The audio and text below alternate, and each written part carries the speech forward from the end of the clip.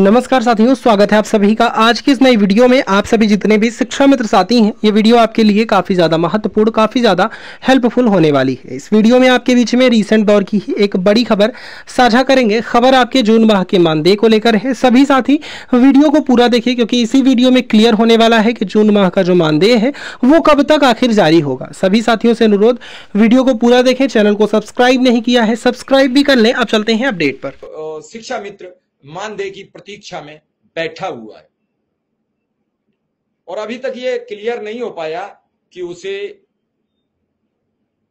मानदेय कब तक मिलेगा। मिलेगा जरूर इस 15 दिन का। ये जो भ्रम कुछ चीजें फैला रही हैं कि नहीं मिलेगा, मिलेगा कि नहीं मिलेगा, ऐसा कुछ नहीं है। आपको मानदेय मिलेगा और 15 दिन का मानदेय मिलेगा तब जब शासन से बजट आ जाए। लगातार इस पर बातचीत कर रहे हैं, इस पर बात सरकार तक पहुंचा भी रहे हैं, लेकिन क्या करेगी सरकार, ये तो सरकार ही तय करती है। लेकिन फिलहाल मानदेय बहुत अहम चीज है।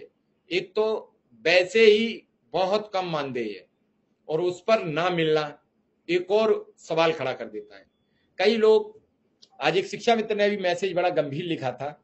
उसने लिखा था कि सर कम से कम पिछले 5 दिन से मेरे घर में सब्जी नहीं बन रही है।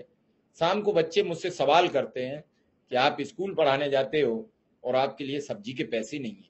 मैं ये जो दारुण मैसेज आते हैं इन्हें सुनकर बड़ा हैरान हो जाता हूँ, मेरा मन व्यथित हो जाता है और मैं कुछ भी सोचने से पर मजबूर हो जाता हूँ। जब कोई एक मैसेज आता है और वो आपकी अंतरात्मा को छू जाता है, फिर आप सब कुछ भूल जाते हैं। मैसेज तो आप भी अपने ग्रुप्स में रोज देखते हैं, मैसेज करते करते आपस में भिड़ भी जाते हैं, लेकिन मैं उस टाइप का व्यक्ति नहीं हूं कि कोई मुझे मैसेज लिखे। तो मैं कोशिश करता हूं कि अगर वो मैसेज मुझे मिला तो मैं जरूर आपको एक बार पढ़ के पूरा सुनाता हूं कि आखिर क्या लिखा था उसने मैसेज में। शिक्षा मित्र ने, उसने सुबह ही सुबह बेचारे ने लिख दी थी अपने मन की पीड़ा। मैं तो हैरान रह गया वो पढ़कर शब्द कि आखिर इस तरीके के लोग कैसे जीवन यापन करेंगे, आखिर क्या है इनकी जीवन में, क्या है इनकी जिंदगी में, क्या है, क्या करेंगे, कैसे। उन्होंने लिखा, नाम नहीं लूंगा मैं, ये जनपद बहराइच का मामला है। उन्होंने लिखा, सर मैं शिक्षा मित्र के पद पर फला विद्यालय में, फला ब्लॉक में, जनपद बहराइच में हूं। सर हमारे बच्चे सब्जी के बिना खाना 3 दिन से नहीं खा रहे हैं। बहुत बड़ी परेशानी उत्पन्न हो गई है, बहुत बड़ी समस्या का सामना करना पड़ रहा है। दवा, इलाज व तमाम कठिनाई का सामना करते हुए एक अपाहिज व भिखारी तथा बेशरम निर्लज्ज होकर जिंदगी काटना पड़ रहा है। ऐसी स्थिति में हम भारत को निपुण बना रहे हैं। मुख्यमंत्री योगी आदित्यनाथ का दिए हुए आदेश को परवान चढ़ा रहे हैं। उनकी निपुण भारत योजना को प्रदेश में नंबर 1 योजना बना रहे हैं, ताकि भारत निपुण हो और मुख्यमंत्री हमें भी निपुण करने की बात करें। ऐसी स्थिति में हम क्या करें? वो भूखे पेट रहकर इतना बंधे हुए हैं कि हम 8 से 2 बजे तक विद्यालय में रहते हैं। हम लोग कोई बिजनेस भी नहीं कर सकते। बच्चों की हालत देखकर अब आत्मा रो पड़ती है। क्या ये सरकार, इसको कुछ करना नहीं है? कुछ सोच कर बताइए सर, क्या करूं? अब जिंदगी भारी लगती है, बड़ा अंदर से मन द्रवित हो गया। कहने को कुछ बचा नहीं है, शब्द नहीं बचे। जब आप ये मैसेज पढ़ते हो तो आपका अंतर मन भी व्यथित होकर रोने की कगार पर आ जाता है। सोचिए वो व्यक्ति कितना परेशान होगा जिसने ये मैसेज लिखा होगा। और मैसेज ये लिखा है सुबह 6:25। अब आप अंदाज लगाइए, वो सुबह 5 बजे उठा होगा, तब से इसी उधेड़ बुन में रहा होगा कि सर को आज हम अपना मैसेज लिखेंगे। मैं उस शिक्षा मित्र को धन्यवाद भी देता हूं कि कम से कम उसने अपने अंतर मन की पीड़ा मुझसे व्यक्त कर ली। शायद उसका मन कुछ हल्का हुआ होगा। मैं शिक्षा मित्र से आज बात भी करूंगा। सुबह से नहीं कर पाई, किन्हीं कामों में बिजी रहा। ये सब कैसे चलेगा? निपुण भारत हो रहा हो, उसके लिए प्रधानमंत्री ने आज खूब चर्चा की। बेसिक शिक्षा मंत्री ने नई शिक्षा नीति पर जमकर चर्चा की। कहा भी हमें लागू करनी है और हमें उम्मीद है कि जल्द लागू होगी। इसीलिए जो सरकार के कुछ लोग हैं लगातार कह देते हैं कि अनुदेशक शिक्षा मित्र का जल्द कुछ भला होगा, तो वो उस बेस पे नहीं करते हैं कि सरकार कुछ करने जा रही है। सरकार करेगी तो सिर्फ मानदेय का इजाफा करेगी।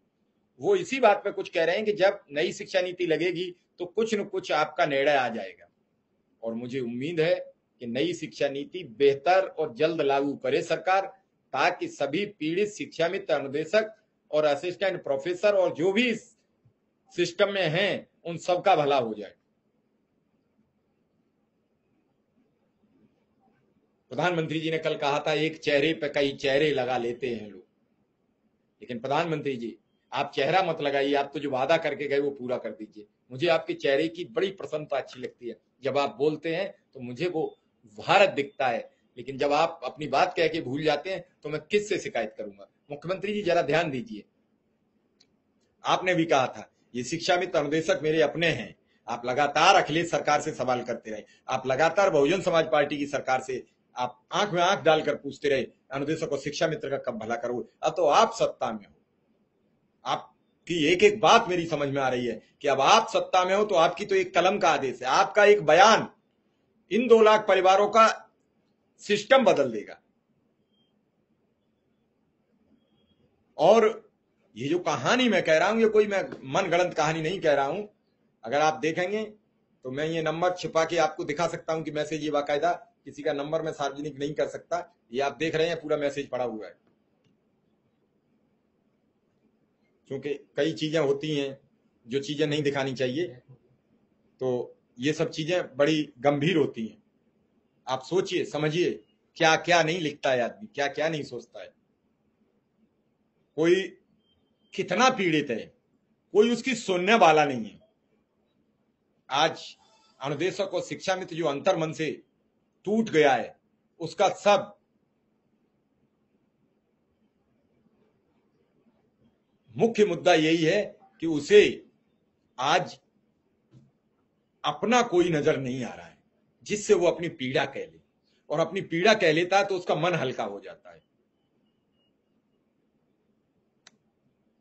हमने आज, आपने मुझे मैसेज लिखा था, जिसने लिखा वो शिक्षा मित्र समझ भी रहा है कि उसकी पीड़ा क्या है।